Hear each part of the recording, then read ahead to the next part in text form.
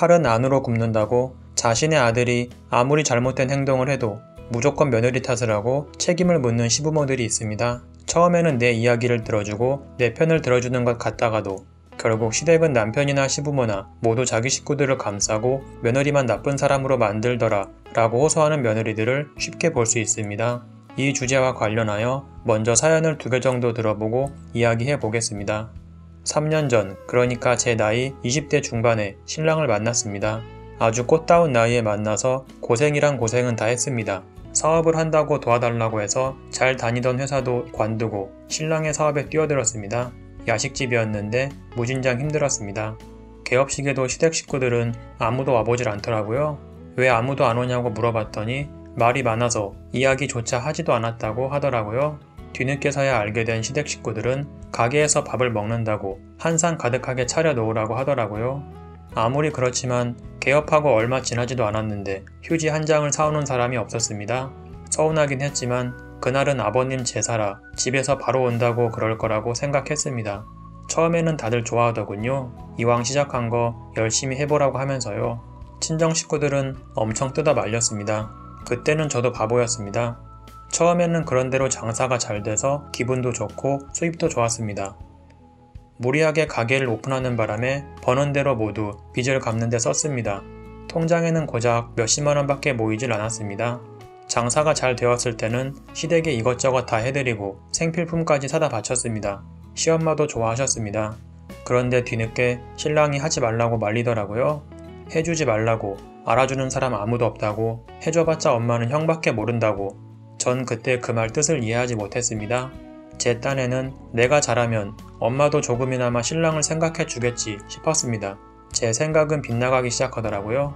항상 말끝마다 형만 얘기하시더라고요. 오로지 형밖에 모르시더라고요. 더 얄미운 건 누나들이었습니다. 우리가 옆에 있다고 모든 걸 우리한테 다 맡겨버리더라고요. 그리고 우리가 잘해줘도 허구한 날 쌀 가져와라, 참기름 짜와라 항상 명령이었습니다. 신랑도 별로 좋아하지 않더라고요. 그런데도 전 어린 마음에 그게 당연하다고 생각했습니다. 멀지도 않은 곳에 있으면서 한 번씩 내려와서 농사도 도와주고 하면 얼마나 좋을까요?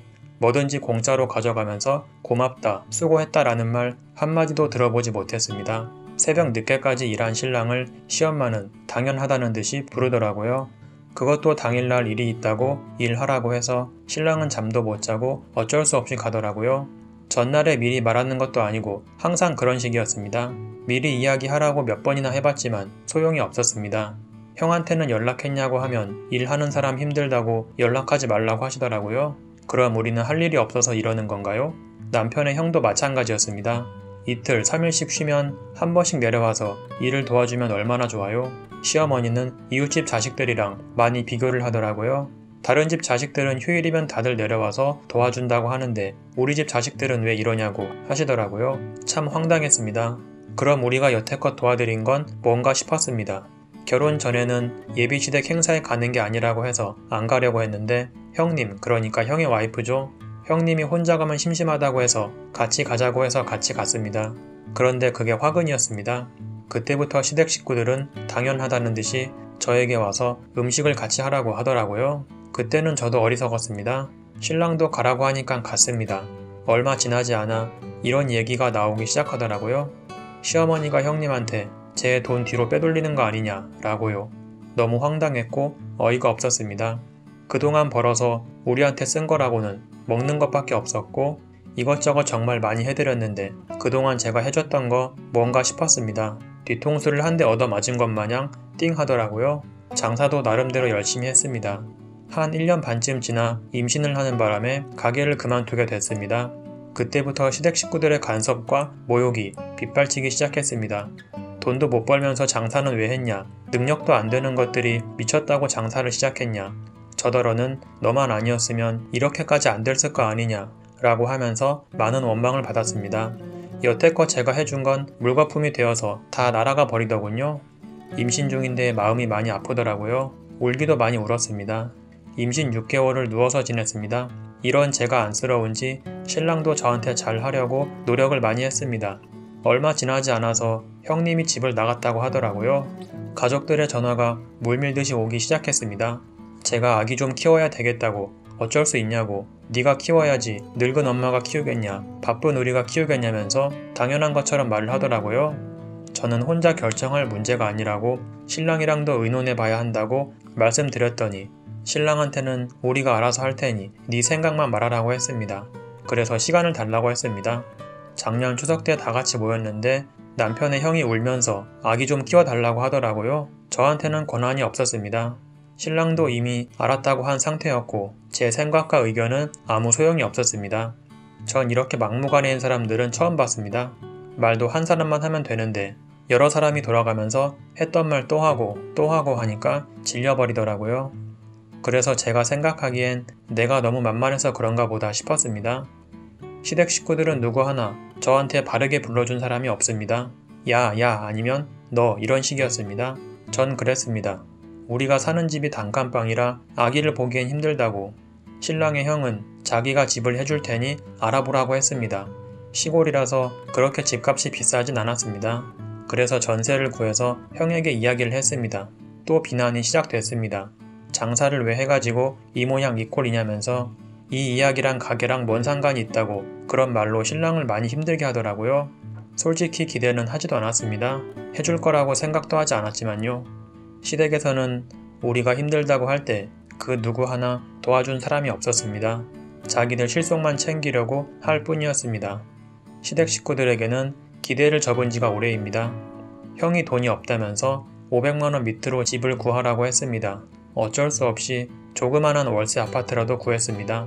500만원도 안 되는 돈을 빌려줄 때도 얼마나 욕을 하던지 차라리 처음부터 해준다는 말을 하지 않았더라면 이렇게 마음이라도 아프지 않았을 텐데요. 우리 때문에 빌리는 것도 아니고 자기 자식 때문에 집을 얻은 건데 해도 너무 하더라고요. 신랑도 화가 많이 났던지 저한테 그러더군요. 아기 데리고 가라고 해야겠다고. 저도 속으로는 무진장 좋았습니다. 차라리 내가 하는 것보다는 신랑이 하는 게 더 나을 테니까요. 그런데 말뿐이더라고요. 아예 신랑의 말은 들어주지도 않았습니다. 신랑이 너무 미워 보였고 너무도 싫었습니다. 자기 의견 하나 표현도 못하는 신랑이 너무 싫었습니다. 신랑이 누나가 3명이나 되는데 등살에 밀려서 아무 말도 못하더라고요. 배는 불러오고 아기는 점점 크고 너무 힘들었습니다. 그렇다고 누구 하나 전화해서 내 안부보다는 조카부터 물어보는 사람밖에 없더라고요. 시댁에서 나는 이 어린 아기보다 못하다는 생각만 들었습니다. 신랑이랑 저랑 항상 얘기하는 게 아무도 없는 섬에 가서 살자고 했습니다. 출산 날짜가 다 되어갈 무렵 조카의 엄마가 조카를 데리러 왔더라고요. 이제 잘 살아보겠다고 이런 일 없을 거라면서요. 그런데 아기를 낳고 설날이 다가올 무렵 집을 또 나갔다고 하더라고요. 예상은 했었습니다. 만만한 게 저라고 신랑의 형이 또 전화해서 올라오라고 했습니다. 저는 제 아기도 어리고 몸도 안 좋고 해서 싫다고 했습니다. 조금 있으니까 누나들의 전화가 빗발치기 시작했습니다. 네가 데리고 가라고. 저도 아기도 낳고 했고 여기서 주저앉으면 안 되겠다 싶어서 안 된다고 했습니다. 신랑 누나들이 많이 황당해 하더라고요. 그 뒤로부터 저는 너무 힘든 나날을 보내고 있습니다. 설날에도 혼자서 열심히 음식 만들고 누구 하나 도와주는 사람도 없었습니다. 남편의 형한테는 쌍시옷 들어가는 욕까지 들었습니다. 제가 이러고 살아야 되나 싶기도 했습니다. 제가 선택한 건 시댁 식구가 아닌 신랑인데 신랑만 보고 살 수는 없더라고요. 친정에서는 아기도 낳고 했으니까 설이 지나고 얼른 결혼식부터 올리자고 했습니다. 전 싫다고 했습니다. 다음에 하겠다고. 그런데 딸 가진 부모랑 아들 가진 부모랑 마음이 다르더라고요. 울면서 얘기하시는 아빠가 너무 안쓰러웠습니다. 어쩔 수 없이 부랴부랴 결혼을 했습니다. 그런데 그것도 문제가 될 줄은 몰랐습니다. 저는 시어머니께 말씀을 다 드렸는데 뒤늦게 형이랑 누나들이 난리를 쳤습니다. 자신들에게 직접 이야기를 안 했다는 이유로 말이죠. 참 웃기는 사람들입니다. 그렇게 우여곡절 끝에 결혼을 했습니다. 그런데 결혼과 동시에 우리 신랑은 말 그대로 180도 변해버리더라고요. 마음이 너무 아팠습니다. 옛말에 팔은 안으로 굽는다는 말이 있잖아요.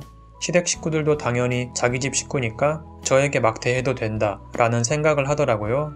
사촌형은 결혼과 동시에 멋대로 반말을 하기 시작했습니다. 아무리 그렇지만 재수씨는 가깝고도 어려운 사이잖아요. 저는 제 사생활도 없습니다. 언제나 꽉 막힌 집에서 언제 불호령이 떨어질지 몰라 대기하고 있거든요. 신랑도 제가 밖에 나가는 걸 원하지 않습니다. 이제 저는 이 집의 심부름꾼밖에 되지 않더라고요. 시댁 식구들은 항상 명령입니다. 약 지어서 와라, 공과금 갖다 내라, 사료 사와라. 신랑도 닮아가는 모습을 보니 너무나 속상했습니다. 며칠 전 신랑의 작은 누나에게 전화가 왔는데 저한테 그러더라고요. 너 조심하라고, 너 단단히 벼르고 있다고요. 전 영문도 몰랐습니다. 이렇게 당할 수 없다 생각해서 왜 그러냐고 했더니 결혼도 했으면서 네가 하는 게 뭐가 있냐고요. 전 당황했습니다. 저는 시댁에서 할 도리는 다 한다고 했는데 이게 도대체 무슨 소리인가 싶었습니다. 저희가 새 살림을 차린 것도 아니고 살다가 결혼했는데 제가 여기서 얼마나 더 잘해야 되는지 싶더라고요. 시어머니한테도 저희가 잘 살고 하면 더 잘해드린다고 누누이 죄송하다고 말씀드렸습니다. 누나가 말하길 상전 받들듯이 받들라고 하더라고요. 너무나 어이가 없었습니다. 저더러 죽으라는 말밖에는 안 들리더라고요. 누나가 네가 며느리니까 내일 어버이날이니까 어머님 모셔다가 한상 차려주라고 했습니다. 아들만 자식이고 딸은 자식이 아닌가요? 신랑도 이제는 내 마음을 헤아려 주지 않더라고요. 이제는 신랑한테 말하기도 꺼려졌습니다. 아직까지 우리는 혼인신고도 안 했고 출생신고만 한 상태입니다. 시댁 식구들도 다 알고 있습니다. 언젠가 그러더라고요. 너도 한번 도망가 보라고, 잡히면 머리채를 잡고 흔들어 버린다고 저보고 나가라는 말같이 들렸습니다. 말이 다르고 다른데 좀 생각을 하고 말했으면 좋겠습니다. 오늘도 시댁 식구들의 전화가 빗발치고 있습니다. 전화를 받지 않으니 신랑까지 합세해서 전화를 하고 있습니다. 너무 힘듭니다. 이 상황에서 어떻게 해야 할지 너무도 답답합니다. 제가 뭘 잘못했다고 그런지도 모르겠고 친정 식구들이 이 사실을 안다면 저는 더 힘들어질 것 같습니다. 다음은 두 번째 사연입니다. 결혼 8개월 차입니다. 이혼하려고 합니다. 이혼 소송을 할 예정이고 말은 이렇게 하지만 겁나기도 하고 잘하는 것인지도 모르겠고 아직은 분명하지 않지만 확실한 건 지금의 신랑이 너무너무 싫다는 것입니다. 처음에 제가 신랑을 만난 곳은 제가 일하는 병원입니다. 처음에 신랑이 환자로 왔었고 저는 다른 환자들과 똑같이 대해주었는데 자기를 좋아하는 거로 착각한 모양입니다. 참고로 신랑이 저보다 2살 어린 연하입니다. 그래서 그런 느낌이 있어서 조금 거리를 두고 다른 직원에게 부탁하기도 했습니다. 그랬더니 계속 저를 따라다녔습니다. 저는 기억도 안 나는데 자기랑 알게 된 지 100일이라면서 병원으로 아주 커다란 꽃바구니와 카드를 보내왔습니다. 그리고 저녁에 만나자고 해서 만났는데 근사한 레스토랑에서 저녁을 먹으면서 제게 멋있는 반지를 주면서 사귀어 보자고 하더라고요. 솔직히 많은 감동을 받았습니다. 꽃이나 반지 때문이 아니라 제가 그때 힘든 일이 있었는데 많은 의지가 되었었습니다. 그래서 그때부터 본격적으로 사귀게 되었습니다. 그때는 정말 세상에 이런 사람이 있을까 싶을 정도로 착하고 다정다감하고 사려 깊고 나이는 어리지만 저보다 더 성숙하고 의지가 되는 사람이었습니다. 그렇게 2년 동안 연애를 하다가 그 사람 고향의 친구들에게 인사차 1박 2일 코스의 여행을 가게 되었습니다. 물론 서로 부모님께는 남자친구, 여자친구로 인사 정도는 한 사이였습니다. 지방에 내려갔다가 그 사람 친구들이 주는 술을 많이 마시게 되었습니다. 신랑 친구들이 워낙에 술을 좋아해서요. 정말 거절할 수가 없었습니다. 참고로 저는 소주 반병 정도밖에 못 마십니다. 결국 술을 많이 먹고 그날 밤 그 사람과 처음으로 경험을 하게 됐습니다. 저는 못난 얼굴까진 아니지만 이쁘다는 소리를 많이 들었습니다. 그래서 남자친구도 많이 사귀어 봤지만 경험까지 한 건 지금의 신랑이 처음입니다. 그렇게 결국 임신이 되었고 서로 준비도 되지 않은 상황에 돈도 없었고 부모님이 알까봐 신랑이 지우자고 하더라고요. 여러가지 복잡하고 힘든 일을 겪으면서 결국은 그렇게 할 수밖에 없었습니다. 정말 태어나서 처음으로 제 자신이 비참하고 억울하고 분하고 엄청난 죄책감에 시달렸습니다. 그렇게 한 달, 2달이 흘러서 결혼을 하기로 했습니다. 저희 집에서는 나이가 어리다는 이유로 결혼을 반대했고 신랑 쪽에서도 똑같이 무슨 나이가 죄인 것처럼 반대했습니다. 시어머님은 시어머님 당신이 췌장암에 걸렸다고 거짓말까지 해가면서 결혼을 반대했었습니다. 그런데 그 사람이 자기 엄마는 책임지고 설득할 테니 저는 저희 부모님을 설득하라고 했습니다. 설득을 하면서 신랑이 제가 임신했다고 거짓말을 했더라고요. 그런데 정말로 신기하게 제가 임신했었습니다. 결국 결혼 날짜까지 잡고 신혼여행까지 예약하고 여러가지 다 준비를 해 나가고 있는 상황에서 저희 엄마가 병원에 입원하게 되었습니다. 대학 안 보내준다고 가난해서 가지고 싶은 것, 먹고 싶은 것 한 번도 가져보지 못해 부모님 속을 많이 썩였습니다. 제가 지금까지 부모님께 너무 심한 상처를 드려서 가슴에 대못을 100개는 박았을 겁니다. 그래서 부모님에 대해 저는 죄송한 마음도 있었고 또 철이 들면서 저를 얼마나 사랑하는지를 깨달았기에 저에게 있어 엄마의 입원은 크나큰 충격이었습니다. 또한 이때는 제가 신랑과 같이 살던 중이었기에 부모님의 건강에 많은 신경을 써드리지 못해 죄책감이 컸었습니다. 엄마의 병은 불치병으로 고칠 수가 없고 평생 약으로 살아가야 한다 라는 진단이 나왔고 치료하기에는 이미 늦은 상황이었습니다. 엄마가 이런 병이 생긴 이유가 신경을 많이 써서인데 카드값 몇십만 원이 없어서 그거 못 낼까봐 하도 신경을 많이 써서 물론 제 결혼 준비도 있었지만 저는 제가 가진 돈으로 알아서 할 테니 걱정 말라고 했지만 또 부모님 마음이 그게 아니었던가 봅니다. 결국 저는 쇼크로 아이를 유산했고 유산을 하고 일주일간 병원을 다니면서 저희 아빠가 산후조리를 해주셨습니다. 그런데 아빠도 아픈 곳이 많은지라 제가 엄마의 병 간호를 하게 되었습니다. 그렇게 엄마 걱정에 또 혼자서 식사하실 아빠 걱정에 병원과 집을 오가면서 잠도 못 자고 피곤하고 힘들던 그 상황에 지금의 제 신랑이 다른 여자를 만나고 있더라고요. 그것도 제가 엄마 병 간호를 시작한 지 4일 만에 그랬습니다. 저는 몰랐었습니다. 그런데 엄마가 태어나고 나서 신랑과 같이 살던 집에 갔는데 컴퓨터에 다른 여자와 서로 카톡을 보낸 내용이 남아 있었습니다. 너무도 확실한 증거였고 너무 화가 났습니다. 자기 아이를 유산하고 힘들게 엄마 병 간호를 하고 있는 상황에 저에게 가장 많은 위로와 힘을 주어야 하지 않을까요? 그 사람도 당신 아버님이 간암으로 돌아가실 때 병원에서 병 간호해봐서 얼마나 힘든지 잘 안다고 말했던 사람이 내가 이렇게나 고생하고 있고 엄마 병 간호를 시작한 지 4일 만에 다른 여자라니 너무나도 화가 났습니다. 처음에 신랑과 연애할 때도 저는 말했었습니다. 부모님 없이는 못 산다고. 나에게 있어서 부모님이 첫 번째고 너는 그 다음 두 번째라고. 부모님에 대한 내 마음이 어떤지 뻔히 알면서 그런 짓을 하고 다니더라고요. 그래서 헤어지려고 했습니다. 예식장도 신혼여행도 다 취소했습니다. 그런데 엄마가 제게 얘기하더라고요. 엄마 소원이다. 그 사람 많이 착한 것 같고 그만한 사람 없으니 결혼하라고. 입원한 엄마에게는 차마 그 사람이 바람피웠다고 말할 수가 없었습니다.